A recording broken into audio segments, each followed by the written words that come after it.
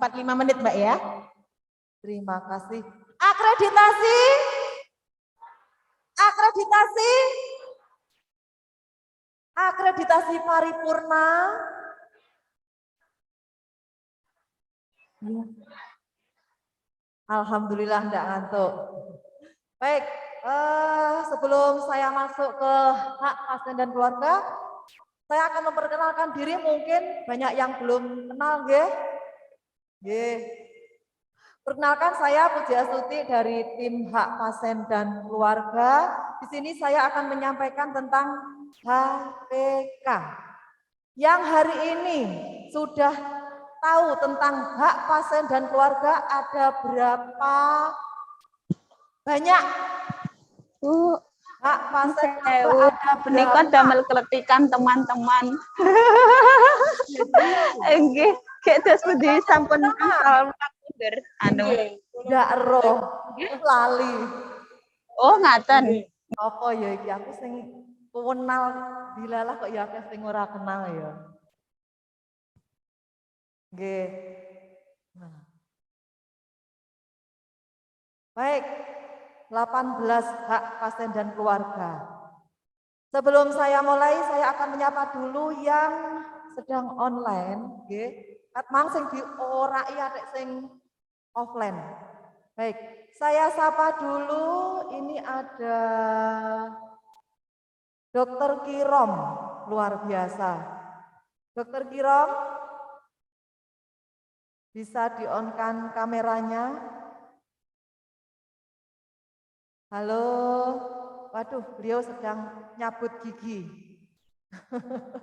Baik, kami ucapkan selamat siang untuk Dokter Mairosa Sibuaya. Alhamdulillah ya, pada siang hari ini beliau dari pagi sampai siang ini selalu on audionya. Selamat pagi dokter. Nyambi sesar.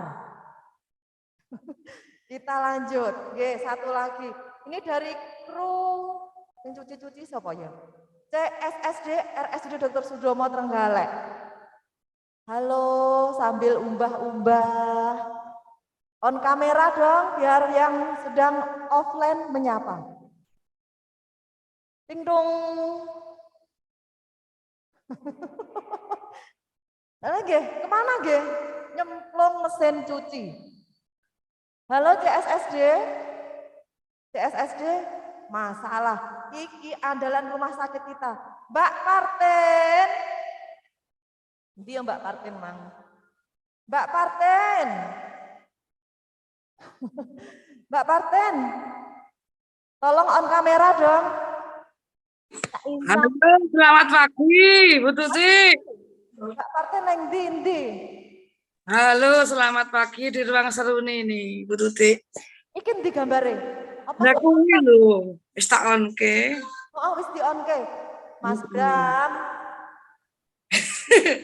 Iki mang sing tak goleki sapa ki, Mang? Mbak Parten. Nggih, siap, Bu Tuti. Alhamdulillah. Jan, iki engko kanggone Mbak Ripin mesti oleh gajah hadiah. Kamera terus engko. Aku mana Mbak Parten? Alhamdulillah. Dengan siapa Mbak Parten? Mati, ndi lho? Mas Langgeng, Mbak Parten sapanen Mas Langgeng. Assalamualaikum Mbak Parten, Bu Parten.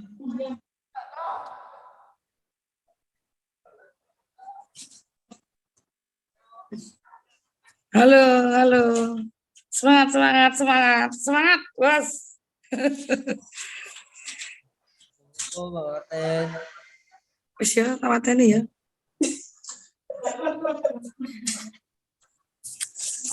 Baik, Mas Langgeng. Suka banget loh, semua ketawa loh nggih. Urung mesti sing guringe tak tunjuk ke iso gawe guyu ngono. Baik, terima kasih untuk partisipasi yang sedang online. Kita mulai ke materi hak pasien dan keluarga. Iki lek sekolah ngono waras-warasan nggih ngrungokne wong ngomong. Wong ki Baiklah, karena sudah dari pagi dijejeli materi terus, untuk materi saya kita cukup interaktif aja. Baik, slide Mas. Oh iya, nek pointer ya. Saya ngambek. Baik, slide masih ngambek. Hadirin peserta pelatihan yang saya sayangi, untuk hak pasien dan keluarga, sekali lagi saya ingatkan, hak pasien dan keluarga itu termasuk kelompok yang ada di pelayanan, terfokus di pelayanan. Oke, fokus pelayanan pasien dan akan lulus akreditasi bila nilainya minimal 80. Saya ingatkan, karena hak pasien keluarga ini harus diketahui oleh seluruh petugas rumah sakit, tidak terkecuali baik dari laborat mana, BDRS, laborat, ngacung laborat, rawleh ndok kok. Nggih, laborat Manggon Delik, kemudian cuci-cuci CSS. Ada di mesin cuci di belakang. Security nguar dhewe wis rasah ditekoni. Langgeng nggone mloya mlayu wis roh ning kamera. Bagian obat, nggih Mas Kris, masalah sampean ki ning kene kok ya meneng ae lho. Baik, dari yang hadir di sini ataupun yang sedang offline, nggih, dari direktur sampai staf paling bawah harus tahu dan melaksanakan hak pasien dan keluarga. Yang sudah pernah terpapar akreditasi, HPK enek piro? Lupa. Mas Dedi, 18 beh. Satu tepuk tangan buat Mas Dedi. Mbak Ika, sitok ae.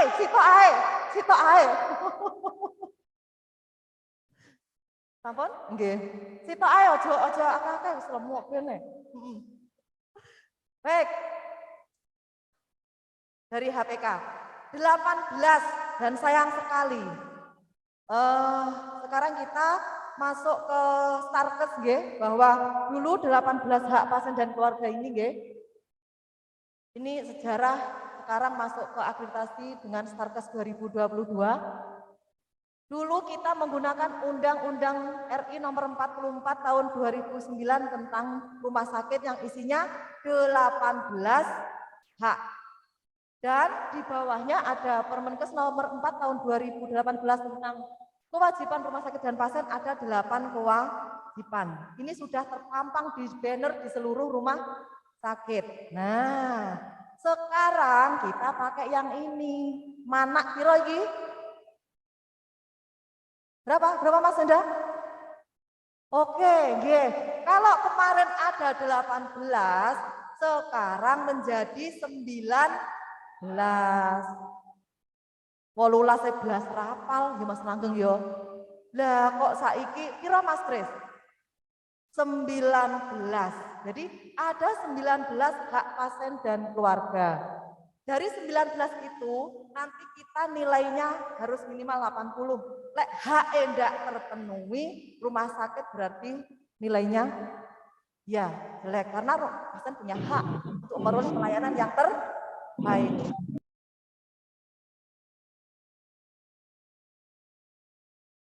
Oke, apa saja hak pasien dan keluarga itu?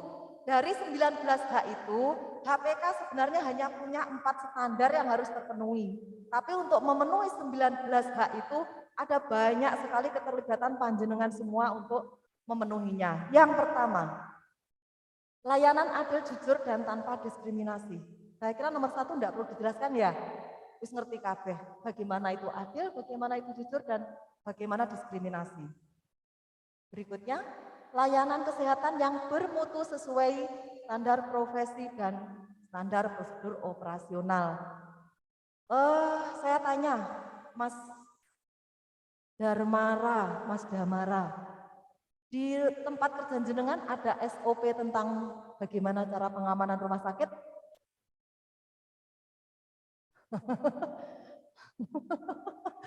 Mbah, Mas Kris, anggah Mas Kris lebih pojok enak. Di ruangan Anda ada SPO tentang bagaimana cara mencuci pakaian? Ada. Apa neh yo, mosok langgeng neh. Ora yo. Enggak ya? Nggih. Jadi di semua pelayanan di rumah sakit dari depan sampai belakang itu semua dalam melakukan tindakan pelayanan perawatan atau apapun itu harus sesuai dengan SPO. Misalnya untuk keperawatan, oh Mas Dedi lulusan UNER misalnya. Iki perawatnya sapa nih Mas Dedi? Yang perawat halo? Masalah dan kondel Mas sampean. Dan pemberani nggih. Jadi dari lulusan manapun yang namanya SPO kalau sudah sampai di Rumah Sakit Umum Trenggalek itu SPO-nya ada satu. Nah, pasien dalam memperoleh pelayanan harus sesuai dengan SPO. Ini yang perlu diperhatikan. Jadi ndak oleh aku ke sekolah ning kono SPO ku ngene, sekolah ning kono SPO ku seperti ini. Sampai di sini harus ngikut SPO yang ada di RSUD Dr. Sutomo Trenggalek. Baik, yang poin 3, pelayanan efektif, efisien sehingga terhindar dari kerugian materi dan fisik. Tadi dari mutu sudah dijelaskan bahwa pasien ini harusnya dirawat selama 3 hari. Ternyata molor menjadi 7 hari karena kecelakaan Mas Langgeng lek ngeterne sampel, lek ngeterne hasil lab kleru. Nah, lab iki lho hasilnya nek Mas Kris, lah kok sing dilungne nek Mukidi.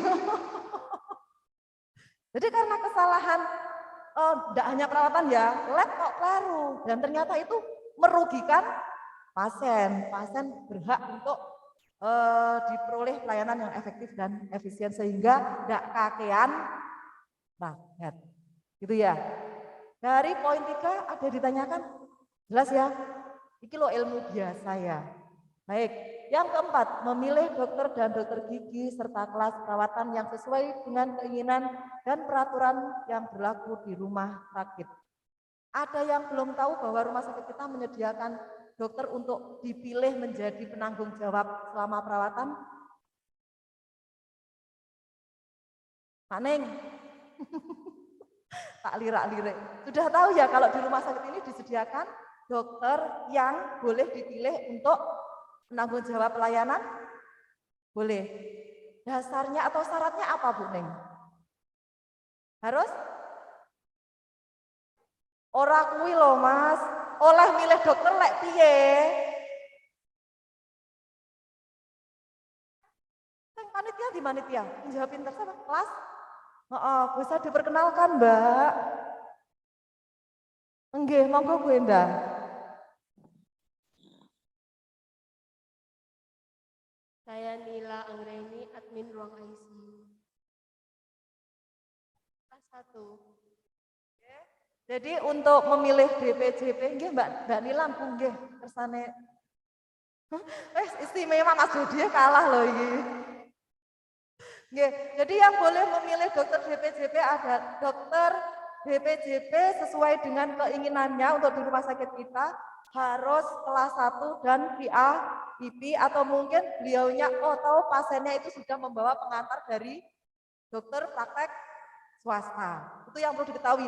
Jadi Mas, apa nah iki? Jeneng mundi Mas ganteng? Ya Allah, Dendi. Mas Dendi, nggih. Ajane kan aja ngantuk ya Mas, yang dipanggil ya.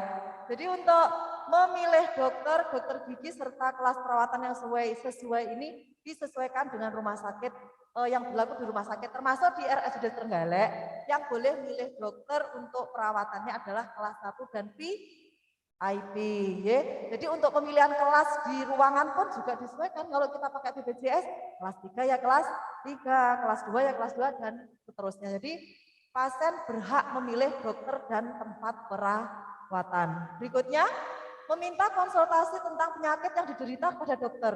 Nah ini ya, pernah tahu second opinion? Second opinion. Iki sing offline adalah kecuali Mas Dedi ya. Saya tak lihat yang offline yang dari perawatan. Baik, saya sapa untuk Mbak Margareta yang online, Bu. Mbak Margareta. Loh, Margareta kok dadi lanang. Mbak Margareta.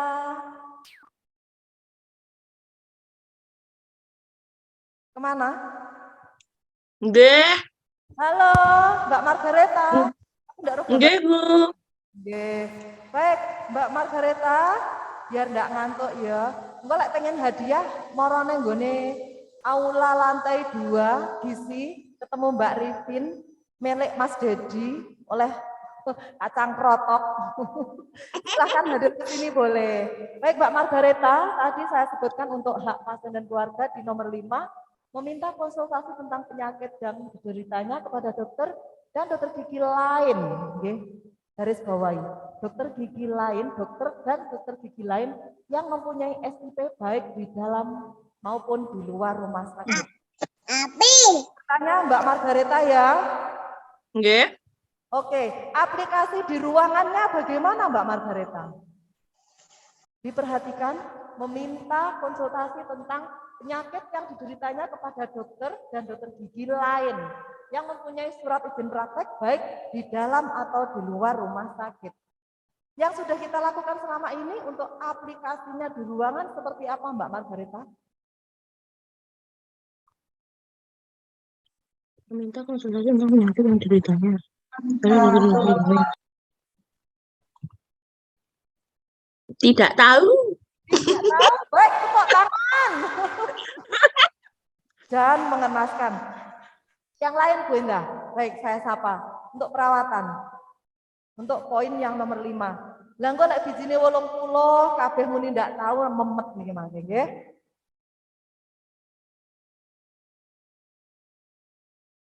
Oke, Mbak Anissa. Mbak Anissa, halo. Mbak Anissa.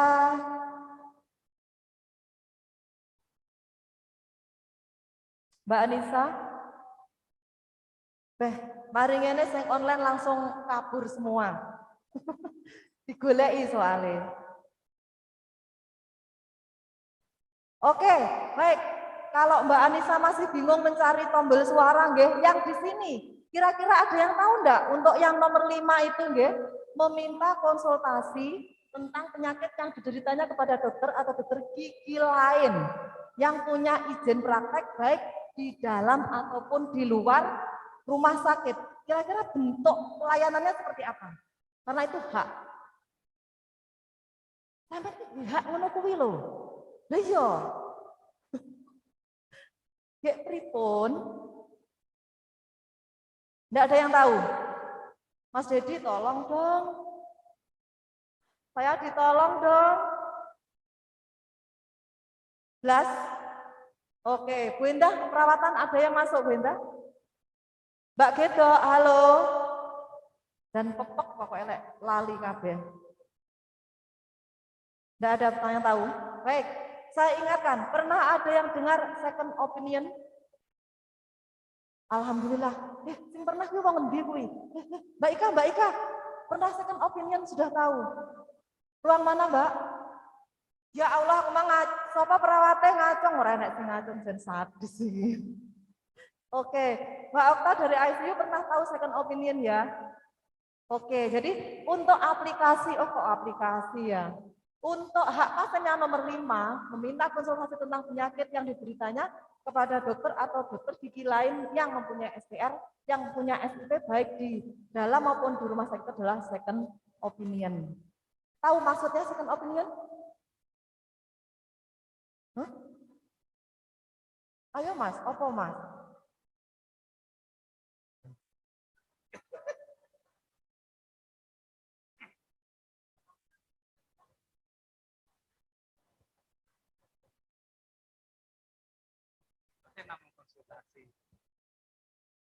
konsultasi terhadap apa jenis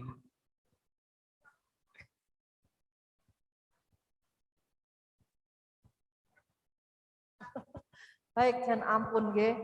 Second opinion diberikan kepada pasien atau keluarga pasien yang mendaki konsultasi tentang penyakitnya selain dia dirawat oleh GPJP yang saat itu merawatnya.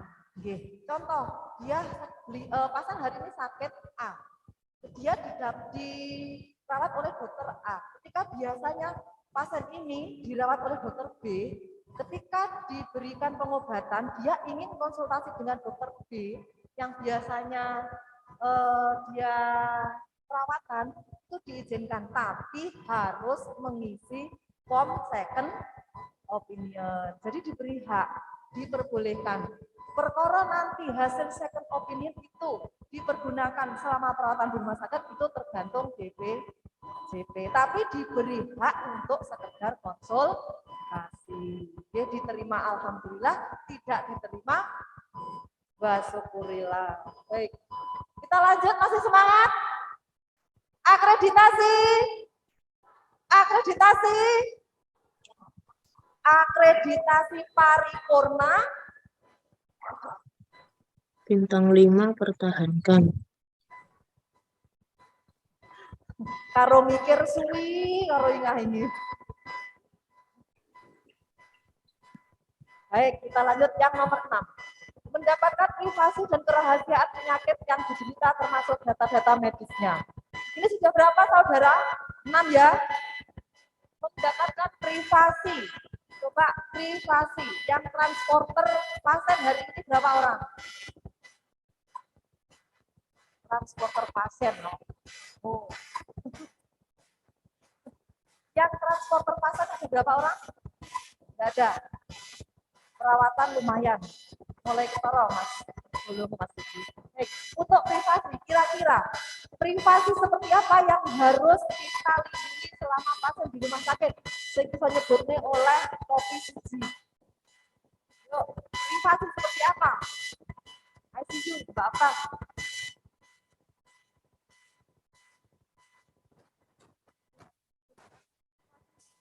Belum kerahasiaannya ya. Yang privasi secara umum saja. Oke. Ayo Mas Andri, yang ngono, sak lek muni engko oleh hadiah.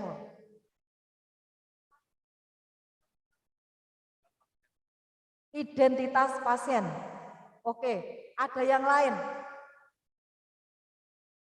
Ini akreditasi semua harus bisa loh ya. Kira-kira privasi pasien apa yang harus kita jaga supaya pasien itu merasa nyaman dengan pelayanan rumah sakit?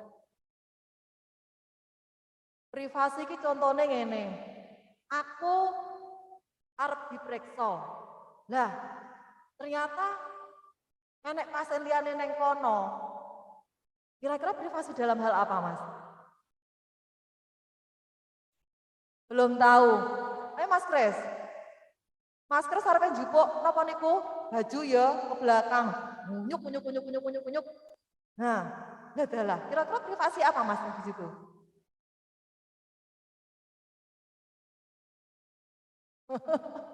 Baik. Oh iya, CS. Oh, aku melayu nang mburi. Kamera, Mbak. Arep ngai hadiah kok era bahan-bahan iki. Yang CS tukang unyak-unyuk turut ruangan, tukang delosor. Mas, namanya terlalu pendiam sih. Kira-kira privasi seperti apa Mas ketika jenengan ke ruangan, terus kita harus menjaga benar-benar privasi mereka. Kira-kira seperti apa?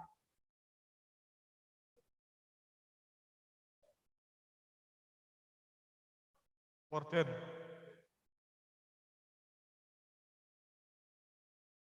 Untuk memenuhi izin.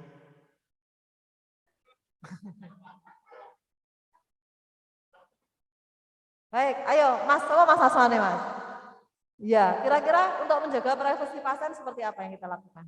Kalau kita mau membersihkan ruangan.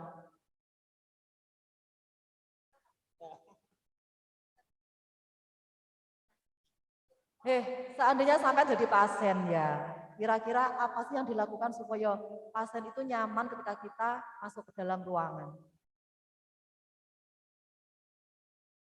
Bukan, ini secara fisik saja dulu. Oke, iki bingung apa enggak ngerti, aku ya bingung dewe ya. Bingung ya, oh gini.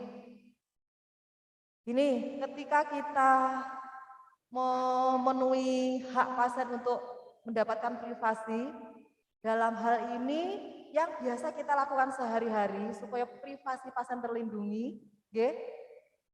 Kira-kira apa ya? Privasi itu gini-gini. Kerahasiaan diri saya, nggih.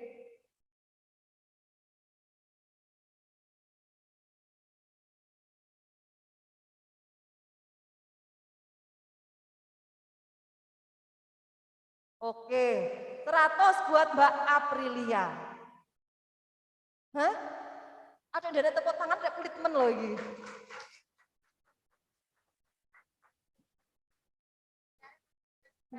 Ya, hadiah Mbak Ika.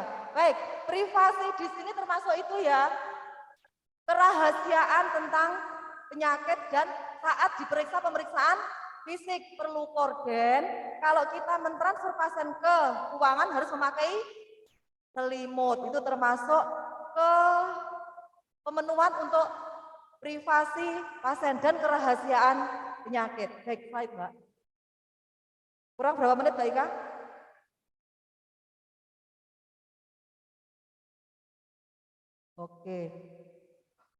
Oke, termasuk nomor 6 ya. Mendapatkan privasi kerahasiaan penyakit yang juga termasuk data-data medisnya. Oke. Nomor 13, menolak pelayanan bimbingan rohani yang tidak sesuai dengan agama dan kepercayaan yang dianut. Baik, untuk pelayanan rohani dimulai pengkajian ketika pasien masuk ke rumah sakit dilakukan di mana? Di IGD sama kalau dirawat jalan, semua poli wajib mengkaji adanya agama dan kepercayaan, di mana nanti kalau memerlukan bimbingan rohani, ya, di sini kita sudah jelas agamanya apa, Islam, agamanya apa, Kristen, seperti itu. Nomor 14, perlindungan atas rahasia dokter, kedokteran termasuk kerahasiaan rekam medis. Nah, ini yang di ruangan, ya, saya ingatkan bahwa kerahasiaan penyakit pasien itu harus kita jaga. Ojo-ojo Mas Damara duwe lara panu. Mari ngono, koncone jail. Damara ke lara apa to gitu ya. Itu termasuk privasi Mas Damara ya. Jadi kerahasiaan tentang penyakit pasien harus benar-benar dijaga dan boleh dilepaskan kepada orang-orang yang sudah bertanda tangan di form persetujuan umum. Jadi Mas Yo kita nggih petugas rumah sakit Mbok dene loro A. Kita tidak boleh serta-merta mencari informasi atau mendapatkan informasi dari teman kita di rumah sakit, si A loro panu, itu enggak boleh. Ya, karena itu termasuk rahasia. Kecuali kalau pasiennya, malah Mbak enggak apa-apa sembarang ngomong oleh roh penyakitku dipersilahkan. Jadi hati-hati untuk membuka informasi tentang penyakit seseorang meskipun kuwi tong gone. Terus dititipi, kaya ngaken. Deloken penyakitnya opo, dan hati-hati untuk perawat yang di ruangan, jangan sesekali melepaskan informasi kepada orang yang tidak termasuk dalam persetujuan, karena bisa dituntut. Berikutnya untuk nomor 15, akses terhadap isi rekam medis.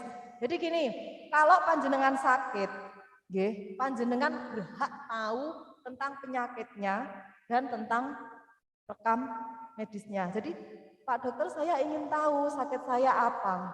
Di situ jenengan berhak memperoleh informasi. Mungkin masih ada beberapa orang yang belum tahu ditanya penyakitnya. Pak, sakjane loromu ki apa? Jawabannya biasanya piye?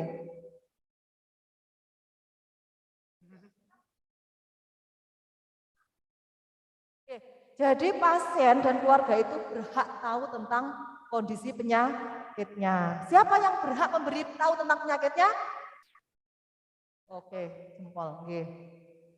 Nomor 16, memberi persetujuan atau menolak untuk menjadi bagian dalam satu penelitian kesehatan. Halo?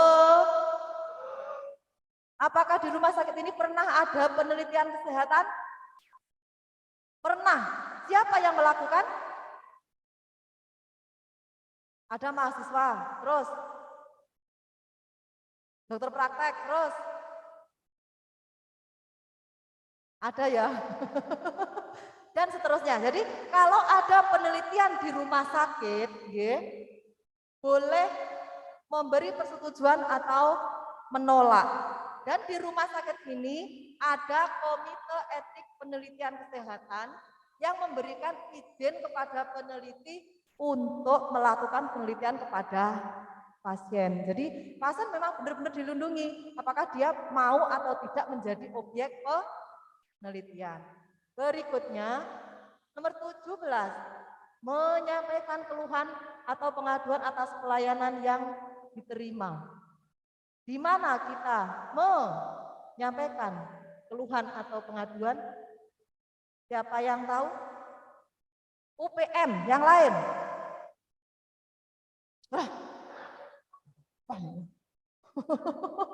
Bener. Pokoknya lah eneng apa-apa lapor Hatmam. Terus yang lain. Kotak saran. Bub mandek kopok bisa. Baik, nanti akan saya ulas lagi. Iki mau nek sing kliwatan ya, Bu. Bentar.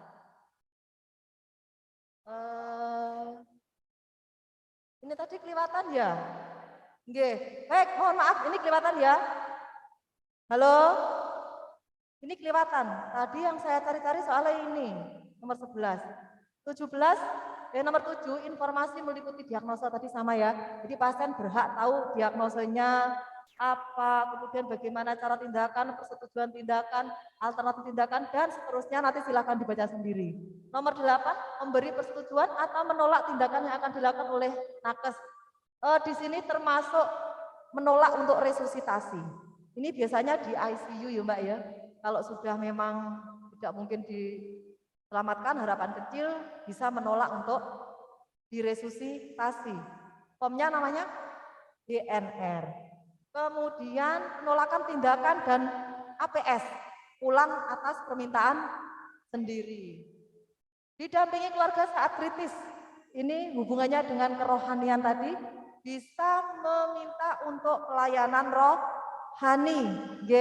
Untuk pelayanan rohani ini di rumah sakit, ada yang tahu tiap hari apa kira-kira yang rutin? Jumat, ya itu termasuk hak untuk memperoleh pelayanan rohani, sekaligus mendapatkan pendampingan saat kritis. Meskipun di ICU juga diizinkan untuk didampingi saat kritis. Nomor 10, ibadah sesuai agama. Untuk aplikasi di rumah sakit ini kita sudah memberikan arah kiblat. Pernah tahu di ruangan? Ya, itu termasuk usaha rumah sakit untuk memberikan hak pada pasien untuk beribadah dimanapun mereka berada. Nomor 11, keamanan dan keselamatan dirinya selama perawatan di rumah sakit. Ayo Mas, bentuk nomor 11 ini kebetulan banyak yang security ya. Bentuk keamanan dan keselamatan selama di rumah sakit, kira-kira apa? Yang panjenengan lakukan selama ini?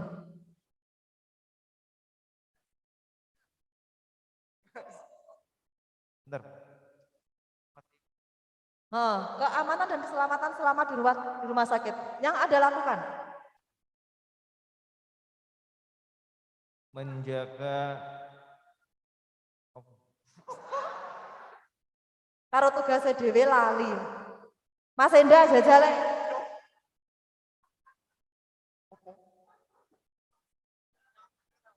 Ora jawab rata tiga iya dia.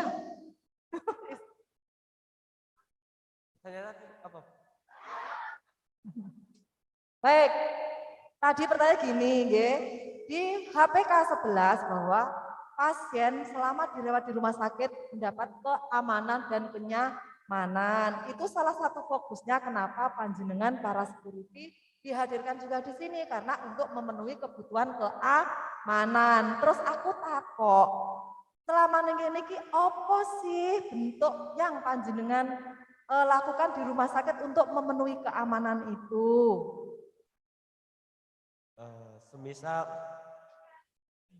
Semisal kalau ada yang menjadi pasien tangganya itu terlalu banyak kan berisik gak nyaman.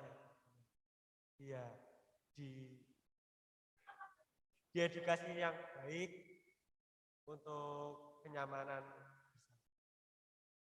Kopi sak jembung.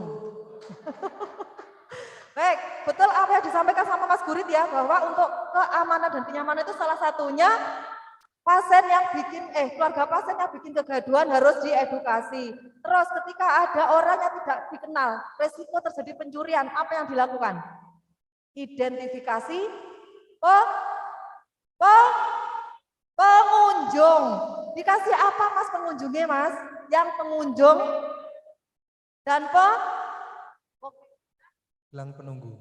Jadi untuk keamanan selain pengunjung diidentifikasi, penunggu juga jelas. Ninggal apa Mas untuk dapat gelang? Identitas KTP. Oke, nggih.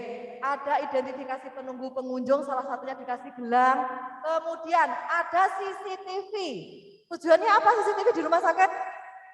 Memantau area yang sulit dijangkau dan orang-orang yang beresiko terjadi kekerasan fisik dan mental baik oleh petugas atau sesama pengunjung penunggu atau sesama pasien. Contoh, pasien yang tidak bisa melindungi dirinya sendiri siapa? ICU, terus bayi, lansia, ODGJ, Nusa Indah. Nusa Indah.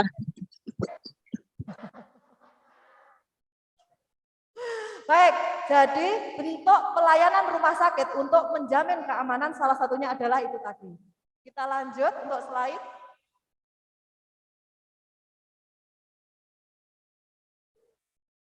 Ya. Nomor 12 untuk usul saran perbaikan ini saya kira sudah jelas nggih.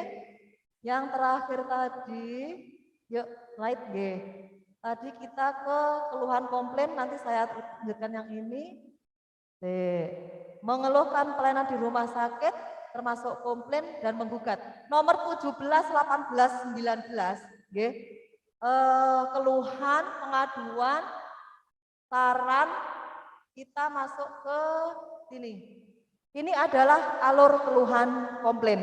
Nanti silakan dibaca dan dilihat di masing-masing ruangan karena kita sebentar lagi akan launching ini. Oke. Bagaimana alur pelayanan dan keluhan termasuk itu nomor WA, enggak jelas ya Mbak ya? Embuh, enggak ketara. Oke.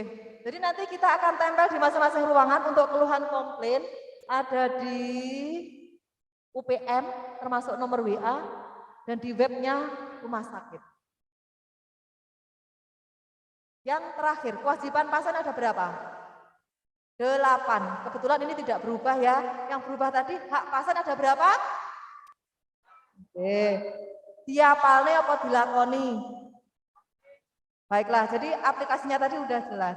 Yang terakhir, ini yang demen iki mesti, yang susah ya. Memberikan imbalan jasa atas pelayanan yang diterima. Wajib ya, wajib. Oke. Pasiennya dilalah BPJS KB yang bayari BPJS. Baik, sampai di sini mungkin ada ditanyakan. Sudah jelas ya? Tak urute ngono nek sing liwat. Gimana? Panik. Oke, satu yang kelewatan untuk pelindungan keamanan. Tentang perlindungan harta benda pasien, di mana pasien ini yang tidak mampu sendiri untuk mas security, untuk perlindungan harta benda pasien ini letaknya di mana?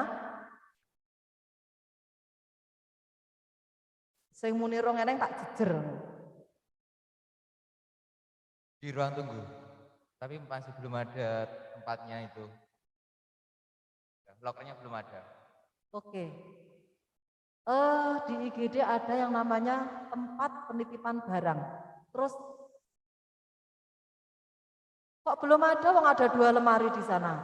Siapa sing nggawa mulai? Hah?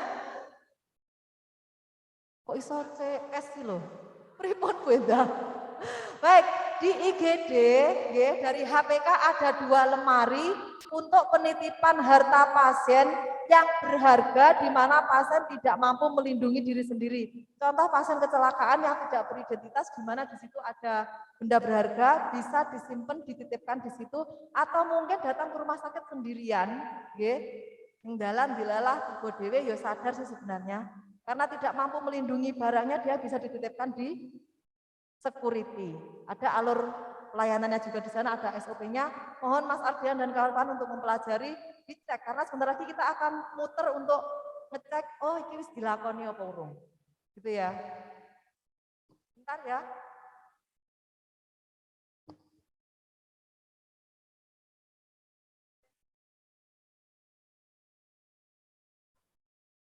Baik, terima kasih untuk perhatiannya pada HPK siang hari ini.